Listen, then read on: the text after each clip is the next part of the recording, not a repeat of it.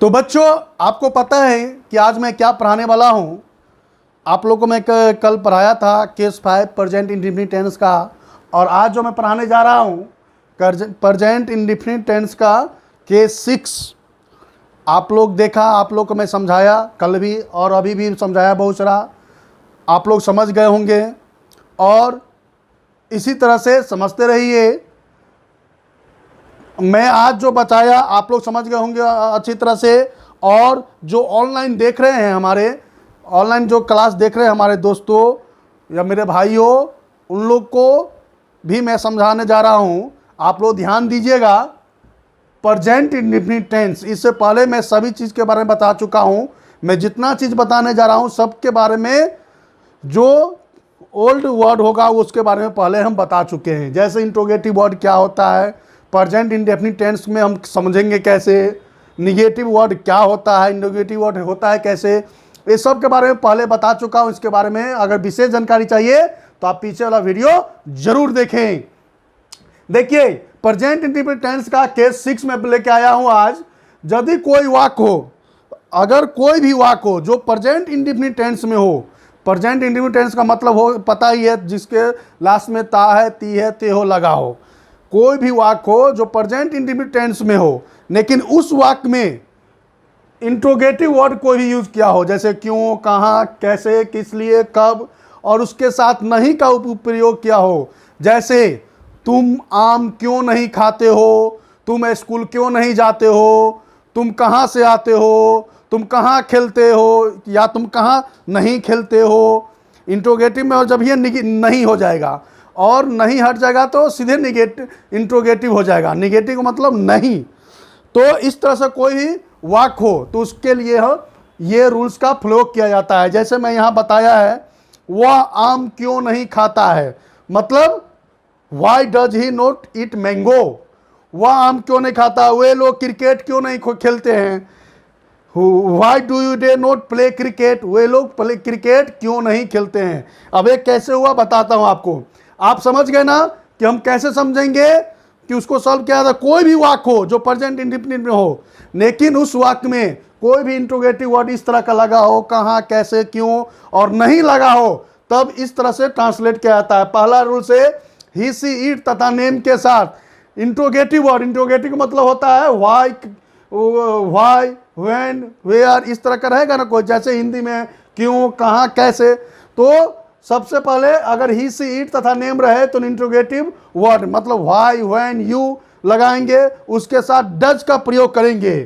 वो सब्जेक्ट से पहले, वो सब्जेक्ट से पहले, तब सब्जेक्ट के यूज करेंगे। उसके बाद नोट का प्रयोग करेंगे, सब्जेक्ट के बाद नोट का प्रयोग करेंगे, और फिर वर्ब ऑब्जेक्ट का प्रयोग करेंगे, ट्रांसलेट हो जाएगा। उसी तरह से आई, वी, यू तथा दे रहेगा तो फिर इंट्रोगेटिव वर्ड और डू, इंट्रोगेटिव वर्ड के साथ डू का प्रयोग सब्जेक्ट से पहले करेंगे और सब्जेक्ट के बाद नोट का प्रयोग करेंगे। जैसे एग्जांपल में हुआ, आम क्यों नहीं खाता है, तो इंट्रोगेटिव वर्ड क्या हो गया, क्यों। यहाँ नहीं भी लगा हुआ है तो हम क्या बोले कि सब्जेक्ट से पहले अगर ही, सी, इट, यहाँ हुआ है तो मतलब ही लगेगा, तो ही लगेगा तो हम क्या करेंगे, सब्जेक्ट से पहले इंट्रोगेटिव वर्ड के साथ डज का प्रयोग करेंगे। इंट्रोगेटिव वर्ड मतलब व्हाई, क्यों का मतलब व्हाई आएगा ना, तो व्हाई, व्हाई के साथ डज आ गया। उसके बाद ही आएगा, नहीं सब्जेक्ट आएगा तो ही आएगा। सब्जेक्ट के बाद नोट का प्रयोग हुआ था, नोट आ गया। उसके बाद वर्ब है और ऑब्जेक्ट है, इट मैंगो। समझ गए होंगे। सबसे पहले सब्जेक्ट से पहले व्हाई डज का प्रयोग करेंगे। जैसे केस 5 के अनुसार, हम सब्जेक्ट से पहले हम इंट्रोगेटिव वर्ड और डज या डू का प्रयोग करते हैं। उसी तरह से इसमें है, इंट्रोगेटिव वर्ड सब्जेक्ट से पहले प्रयोग करते हैं, फिर सब्जेक्ट, उसके बाद में नोट, तब वर्ब, तब ऑब्जेक्ट। जैसे वह आम क्यों नहीं खाता, why does he not eat a mango या ईट मैंगो। वे लोग क्यों नहीं क्रिकेट खेलते हैं, या वे लोग क्रिकेट क्यों नहीं खेलते हैं। इस तरह का भी वर्ड रहेगा तो ट्रांसलेट सेम ही रहेगा। वाई डे है, डे के साथ डू लगेगा, नॉट प्ले क्रिकेट। समझ गए ना कैसे किया जाता है। आप लोग भी समझ गए होंगे, या जो ऑनलाइन देख रहे हैं वो लोग भी समझ गए होंगे। अगर इससे आगे की जानकारी चाहिए, अगर बोलचाल में आपको इंग्लिश में बात करना सीखना है, अगर इंग्लिश में एक दूसरे से टॉक करना सीखना है, तो आप ध्यान देते रहिए और हमारे पिछले वाला वीडियो को भी समझते रहिए, ताकि आपको आगे का वीडियो में समझ में आवे। और इससे आगे की जानकारी के लिए आपको सबसे पहले हमारे चैनल को सब्सक्राइब करना होगा, ताकि आपको आगे की जानकारी मिलता हो। जब भी हम आगे कोई वीडियो अपलोड करें तो आपको नोटिफिकेशन मिल जाए। तो चैनल को सब्सक्राइब करके बेल आइकन को क्लिक करके नोटिफिकेशन को ऑन कर लीजिए और अपने साथियों के साथ भी शेयर कर दीजिए, ताकि ये जानकारी आपके साथियों को भी मिल सके। तो समझ रहे ना? चलिए हम इसका पैटर्न बताते हैं, सूत्र बताते हैं। आप देखिए, इस ट्रांसलेट करने का हम बता दिए, लेकिन ट्रांसलेट का फॉर्मूला मैं बता देता हूं। जैसे आपने यहां देखा, वह आम क्यों नहीं खाता है, इसको ट्रांसलेट कैसे किए? Why does he not eat mango, मतलब इंट्रोगेटिव वर्ड पहले आएगा, तब डज या डू का प्रयोग करेंगे, तब सब्जेक्ट, तब नोट, तब वर्ब, तब ऑब्जेक्ट।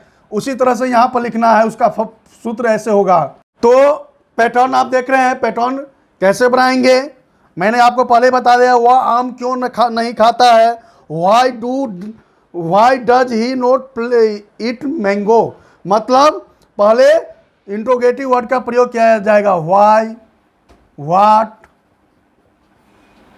When, where,